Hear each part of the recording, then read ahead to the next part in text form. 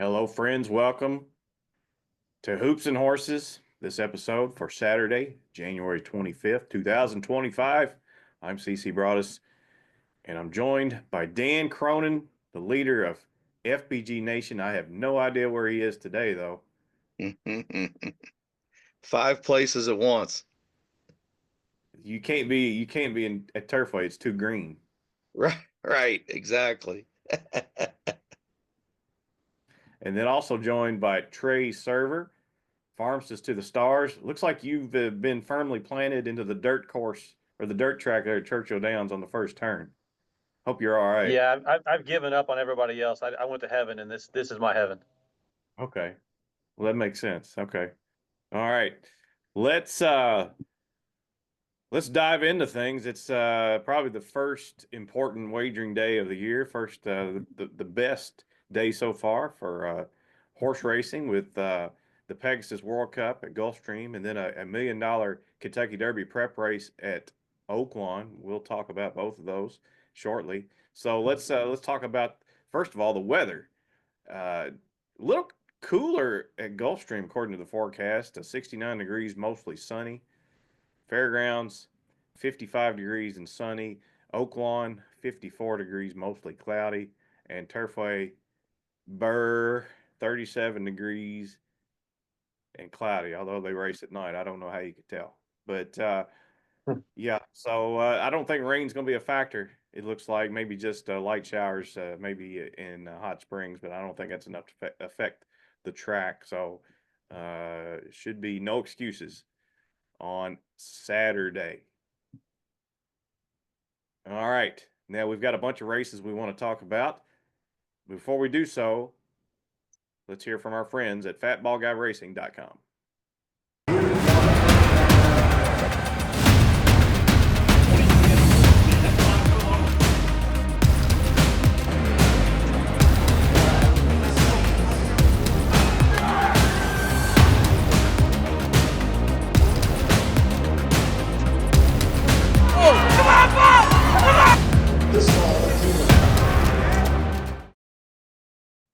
All right, welcome back to Hoops and Horses. Let's get started. We want to talk about our first track, Gulfstream Park, Hollandale Beach, Florida. Let's go to race number 3, optional claiming 62,000, non-winners of 2 other than 1 mile on the turf course. Dan, you're up first. Let's talk about your pick in race number 3. I was excited when I saw this morning line. I think that says 6-1. Might be 8. I don't know. The print's pretty fine here. I can't tell. 6 to Uh, 1. but I was expecting 3-1 on this horse, and I still am. But this horse came over from Brazil with a big reputation. Um, it's an older horse, isn't a younger horse, and it had won some solid races over there. Grade One back in April of 2023, and they laid him up for an entire year. Brought him to the United States, decided to ship him up to Canada, and really got a weird ride. When you watch his races, he doesn't really want to be up close like that, and for some reason, the rider took him really up on the pace. And I don't think Dylan Davis is going to ride him like this. I think he's going to drop back and make one run, which is what I want to do. And I like horses that like to win. He's 4 for 9. The price is right. The time forms are telling me that he fits in this race. And the first buyer number of 88 puts him right there, even with a weird ride. So I think this is a perfect spot for him. I don't think he's in over his head. I like the fact that they're all getting Lasix. So it's his second time on Lasix. And, I don't love the post, but I think he's going to drop back anyway and try to make one run. And I think this is a race that there's plenty of speed. There's going to be pace in here, so we're not going to have to worry about it being a real slow pace. And, I think it sets up for him to make his run. It's just a matter of if he's good enough. Can he run a 94, 95 type buyer number to win this race? That's probably what it's going to take. And I think he can. I mean, he ran an 88 in his first start. So all he's got to do is just get a little bit better and a little bit better style of running, and he's going to come flying, I think. Horse is a grade 1 winner in Brazil. And we've seen enough of those compete here over the years to know that this horse probably belongs here. So, yeah, Like your selection. Race number 3. Now we're going to fast forward a few races. We're going to go to race 6. This is a handicap, a $100,000 handicap, mile and 70 yards on the synthetic track at Gulfstream. Trey, let's hear who you like here in this 6th race. Yeah, so in the 6th race, I like number 6. Exact estimate for Edgar Zayas and Chad Brown. The horse is coming off a layoff since March, ran back in December, was up near the pace and got tired late. Jerry the Nipper won that race, and he comes back in this race as well. Basically, on the poly track at Gulfstream, early speed has been pretty key, winning 32% of the races out of 300 in the meet so far. So I'm trying to find a horse that I think is going to be up close.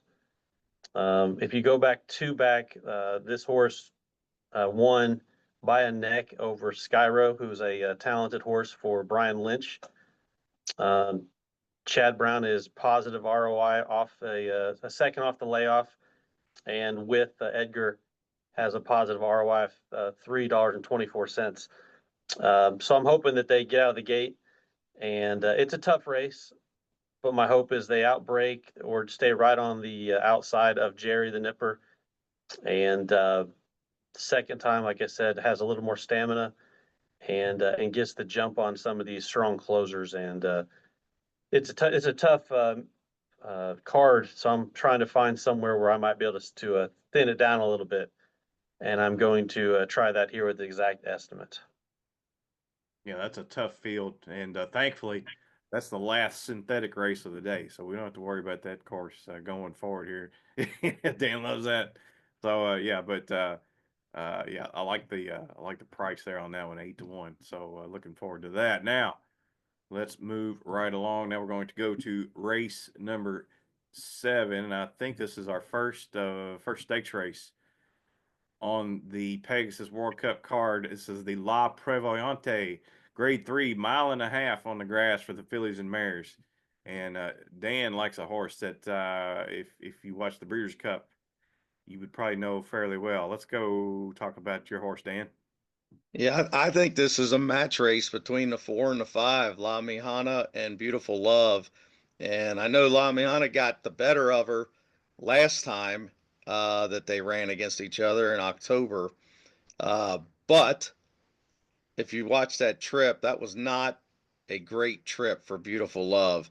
And then she went right into the Breeders' Cup, and she was 29-1, only got beat a length. I mean, she ran a really strong race there. She sat in the pocket and just kept plodding along and just never really got clear run, but didn't disgrace herself against the best in the world, as a 3-year-old. So now she comes back as a 4-year-old, a couple months off, should be a little bit stronger, should have her best racing days ahead of her. Most fillies flourish at 4 years old and even into 5 years old. And I think she's going to sit close. First time William Buick in this country won over and made dawn on her as easy as you could win. And I think, Charles Apple becomes the play on these big days. And, I think one of these two are going to win. Trey was talking about how you really got to find races on this card where you can go short, because there's a lot of big spread races on this card. And this is my short race. I'm going to probably go 4 or 5 in every pick 4, pick 5, and then make a little bit extra tickets with the 5.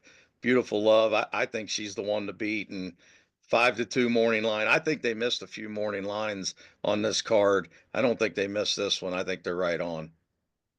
Yeah, Beautiful Love, and that Breeders' Cup filly and mare turf, like you said, finished 4th. The top 3 in here would all be 3-5 in this spot. Moira, Cinderella's Dream, and Didia. All 3 of those really nice fillies or mares, and Beautiful Love right there with them. So yeah, looking forward to La Previante. All right, moving right along now. We're going to talk about race number 8 and another stakes race here. This is the Fred Hooper.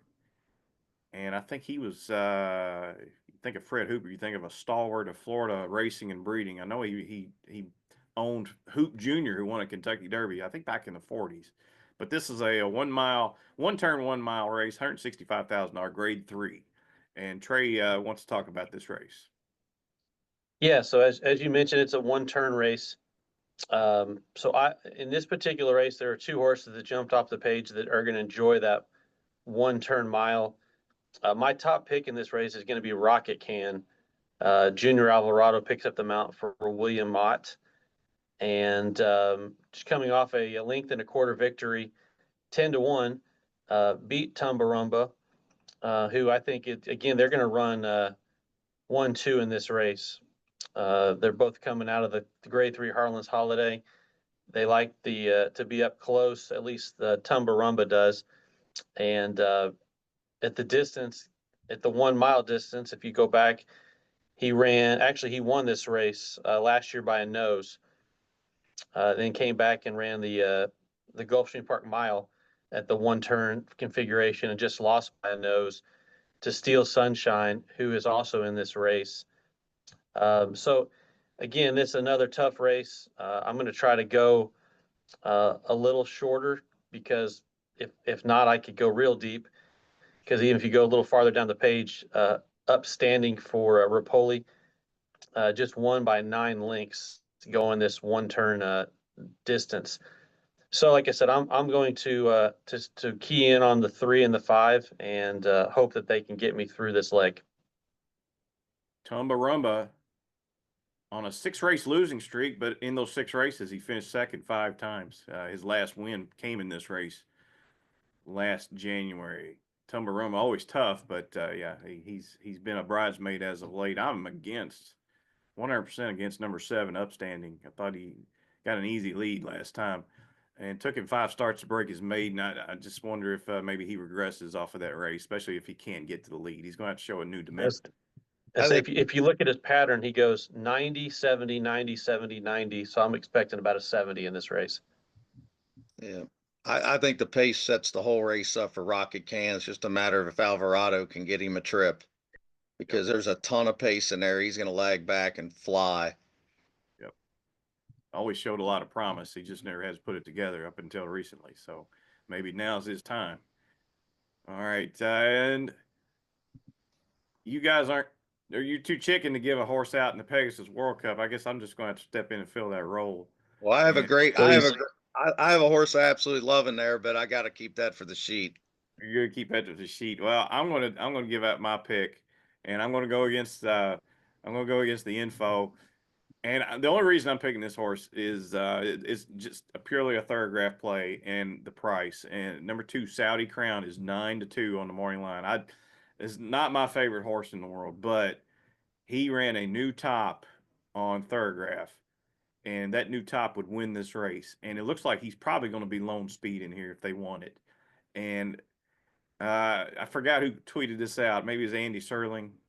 Or somebody, but they said of all the runnings of the Pegasus World Cup, every winner was on the lead at the top of the stretch.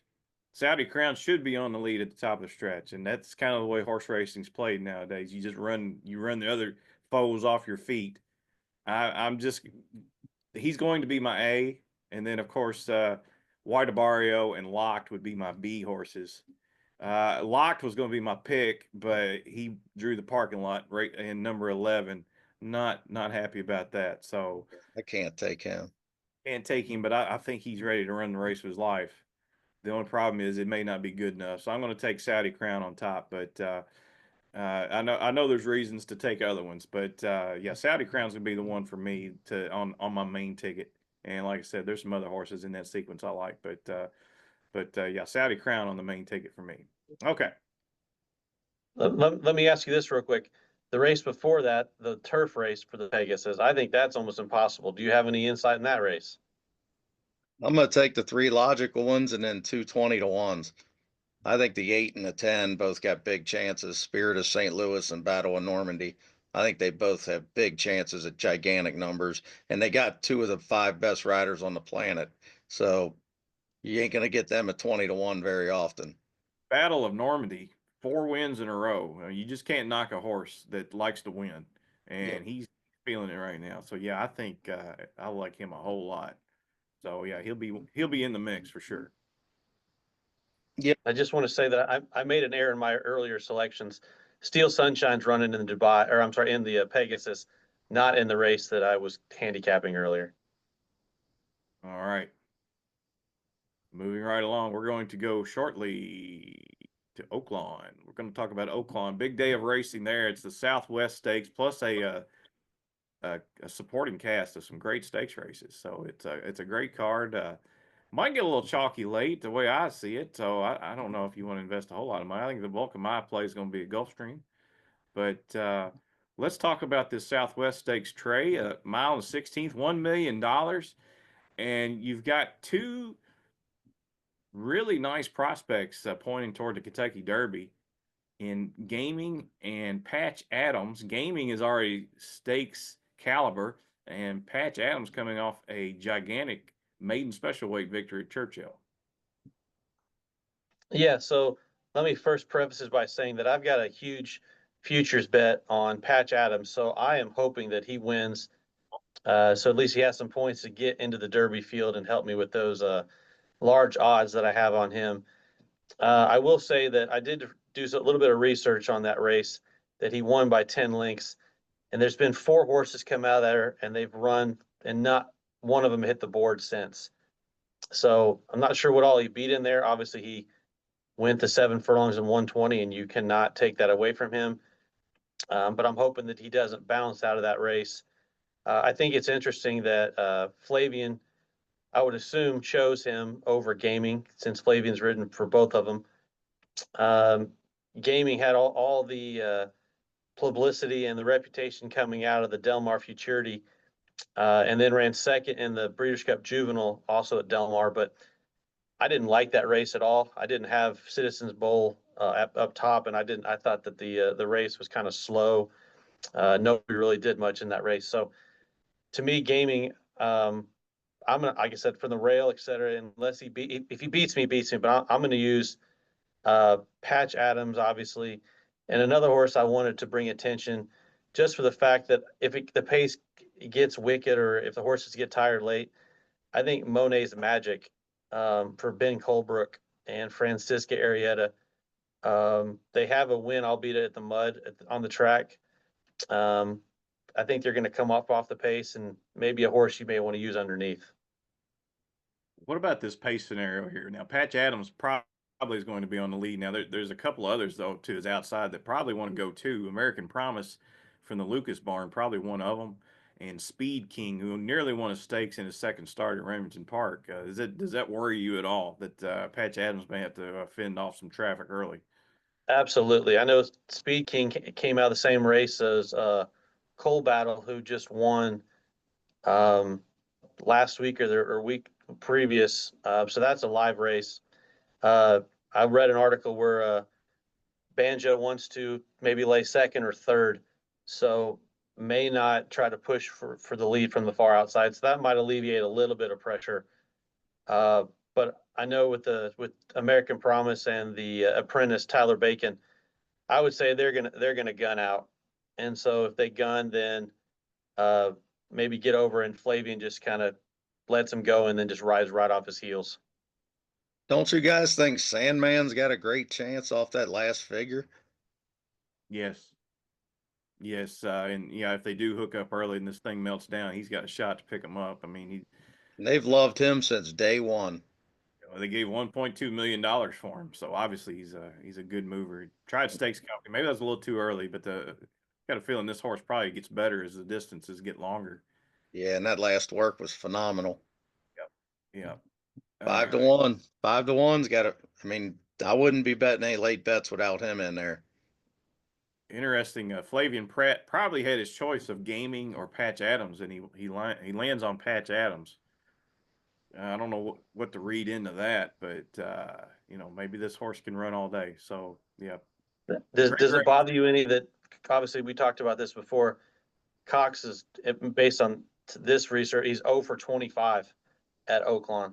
I wouldn't read much into that because I don't think he had a whole lot at Oaklawn. A lot of he won a race just about an hour ago. It was a cheap race. Yeah, so I wouldn't read much into that. I don't think he's got a lot stabled at Oaklawn, so I've heard. But do you think Kenny McPeak's horse is any good? That is number 5, Five, Render. Render Judgment. I'm not a fan. I'm not a fan. Not at this level. No, Okay. he's had his chances. I'm not nuts about him. So All right. Well, there's my tepid selection of Patch Adams with some about 6 other horses that are going to go ahead of me. So use it as you wish. all right. Moving right along, we're going now to Fairgrounds, New Orleans, Louisiana. And race number 7 is a maiden special weight, mile and 16th on the grass. And this is one of those FBG patented plays. Let's talk about Dan's pick in the 7th at Fairgrounds. Well, I could tell you the first time this horse ran, he was the rave of the entire day.